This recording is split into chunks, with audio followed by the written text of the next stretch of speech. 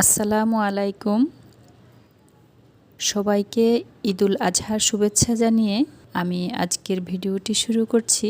সবাইকে জানাই ঈদ মোবারক। আশা করি সবাই ভালো আছেন। আলহামদুলিল্লাহ, আমরাও ভালো আছি।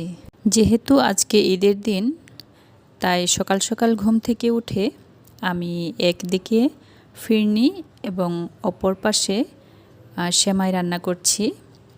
সেমাইটা রান্না করার জন্য আমি প্রথমে প্যানটাকে একটু গরম করে নিয়েছি। তারপর অল্প একটু ঘি দিয়ে সেমাইটা ঢেলে একটু ভেজে নিয়েছি। ভাজা হয়ে গেলে তার উপরে কনডেন্স মিল্ক দিয়ে একটু নেড়েচেড়ে তারপর এটাকে একটা বাটিতে সেট হওয়ার জন্য বসিয়ে দিলাম। তার উপরে ডেকোরেশনের জন্য আরও একটু কনডেন্স মিল্ক দিয়ে দিয়েছি। এই সেমাইটা আমার ছেলে মেয়ে খুবই পছন্দ করে, একটু ক্রিস্পি ক্রিস্পি। আর এই সেমাইটা কিন্তু 2-1 দিন এইভাবে রেখেও খাওয়া যায়।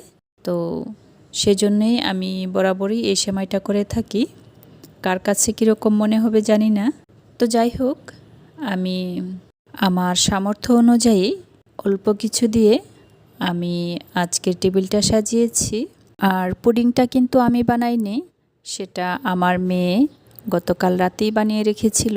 তো আলহামদুলিল্লাহ, আল্লাহর কাছে শুকরিয়া আদায় করছি এই জন্য যে আমি যা দিয়ে আমার টেবিলটা সাজিয়েছি, অনেকের কাছে সেটা স্বপ্ন বলে মনে হতে পারে। সেই জন্য আমরা উপরের দিকে না তাকিয়ে একটু নিচের দিকে চিন্তা করব। আমরা যখন আনন্দের সহিত খাওয়া দাওয়া শেষ করে তৃপ্তির ঢেকুর তুলছিলাম, ঠিক সেই মুহূর্তের ধারণ করা আমার এইটুকুন ভিডিও। বেলা 12টা বাজার সাথে সাথেই মানুষগুলো এক টুকরো মাংসের আশায় দাঁড়ে দাঁড়ে ঘুরে বেড়াচ্ছে। অনেক আশা ভরসা নিয়ে কিন্তু তারা বের হয়। তো দোয়া করি দিন শেষে তাদের আশাটা যেন পূর্ণ হয়। এই দৃশ্যটা যখন আমি দেখছিলাম, পরে আমি আমার ছেলে মেয়েকে ডেকে আবার তাদেরকে দেখাচ্ছিলাম যে দেখো মানুষ কতটা কষ্টে আছে। সেই তুলনায় আলহামদুলিল্লাহ আমরা অনেক ভালো আছি। তো যাই হোক, আমাদের কুরবানির গোশত চলে এসেছে এবং আলহামদুলিল্লাহ আমি বস্তার মুখটা খুলে সর্বপ্রথমেই একজন মিসকিনকে দিয়ে দিলাম। তারপর সকল গোশত বন্টন করেছি। অল্প অল্প করে আমার সামর্থ্য অনুযায়ী আমার প্রতিবেশীদের মধ্যে বন্টন করেছি এবং কিছু গরিব মিসকিনদের মধ্যে বন্টন করেছি। আর আত্মীয়দের মধ্যে যারা দূর দূরান্তে আছে তাদের জন্য তাদের ভাগটা ফ্রিজে রেখে দিয়েছি। আর যারা কাছাকাছি আছেন তাদেরটা তো সন্ধ্যার পরে আমার হাজব্যান্ড সেগুলো পৌঁছে দিয়েছেন। তো আলহামদুলিল্লাহ আমরা ভালোভাবেই কোরবানির ঈদ সম্পন্ন করতে পেরেছি। এখন আমি অল্প পরিমাণ গোশত নিয়ে খুব ভালো করে পরিষ্কার করে নিয়েছি। পরিষ্কার করে নেওয়া হয়ে গেলে আমি একে একে সকল মশলা তুলে নিচ্ছি। এখানে কিন্তু আমি কোনো মাপঝোঁক করি নাই, কারণ কুরবানির গোশত পরিমাণ মতো মশলা দিয়ে ভালো করে মাখিয়ে তারপরে সেটাকে রান্না করলে খেতে কিন্তু খুবই সুস্বাদু হয়। তো আমার কিন্তু সবগুলা উপকরণ দেওয়া শেষ। এখন আমি দিয়ে দিচ্ছি একটু তেল।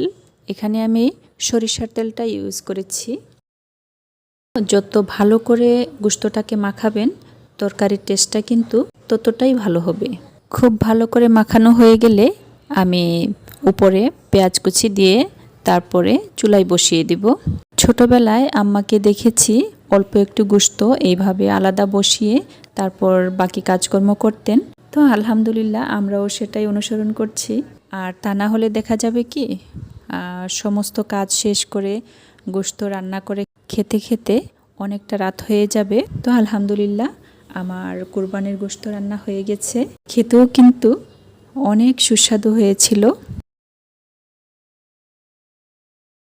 আর এখনকার চিত্রটা হচ্ছে সন্ধ্যাবেলার চিত্র। এটা হচ্ছে মাগরিবের নামাজের পর। তো আমি ছোটোবেলায় আম্মাকে যেরকমটা করতে দেখেছি,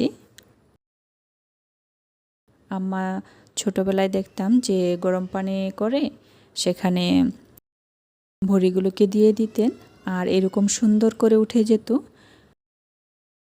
তো আলহামদুলিল্লাহ আমি প্রতি বছরই এইভাবেই করে থাকি। একটু গরম পানি করে নিয়ে একটু সময় রাখলেই সুন্দর করে এভাবে কিন্তু উঠে যাচ্ছে। অনেকে মনে মনে বলতে পারেন যে চুন দিয়ে ভালো পরিষ্কার হবে, সেটা আমি করি না, কারণ আমার কাছে এই প্রসেসিংটাই বেটার বলে মনে হয়। কারণ চুন দিলে হাত জ্বলতে পারে। আমি কিন্তু ভিডিওর একদম শেষ প্রান্তে চলে এসেছি। তো সবাই ভালো থাকবেন, সুস্থ থাকবেন, আমাদের জন্য দোয়া করবেন। আর ভিডিওর শেষে এসে একটু স্মরণ করিয়ে দিচ্ছি, ভিডিওটি যদি ভালো লেগে থাকে অবশ্যই একটি লাইক দিবেন, কমেন্ট করবেন, আর যদি বেশি ভালো লেগে থাকে তাহলে অবশ্যই চ্যানেলটি সাবস্ক্রাইব করবেন। সকলের সুস্বাস্থ্য ও দীর্ঘায়ু কামনা করে আজকের মতো এখানেই বিদায় নিচ্ছি। আসসালামু আলাইকুম।